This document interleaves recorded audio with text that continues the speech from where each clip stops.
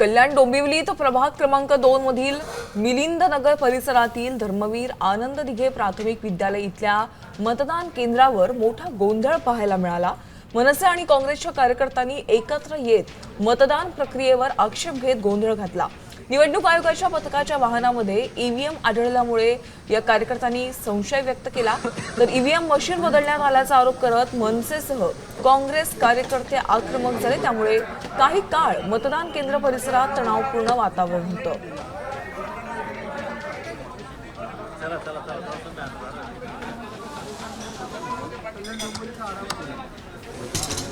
आम्ही त्या अधिकाऱ्याला जाब विचारतो, तो अधिकारी थोडा गोंधळला होता।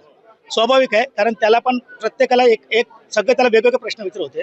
मग आम्ही आमची मागणी काय केली सर्व पक्षाचे कॅन्डिडेटनी की या मशीनमध्ये नक्की या मशीन खाली आहेत तर या मशीनमध्ये वोटिंग झाली आहे की नाही झाली याची शहानिशा करायची होती आम्हाला। मग संबंधित आम्ही पोलीस स्टेशनचे ऑफिसर त्यांना बोलून इथे घेऊन त्यांच्या उपस्थितीमध्ये या सर्व मशीन आम्ही चेक केल्या आणि ती आम्हाला आढळून आलं की या मशीनमध्ये कुठलाही गैरप्रकार दिसला नाहीये। त्या अधिकाऱ्याला त्याने अधिकारी सगळ्या आपल्या समक्ष खोलून दाखवलं। आता आमचं संकेत निरसन झालेलं आहे।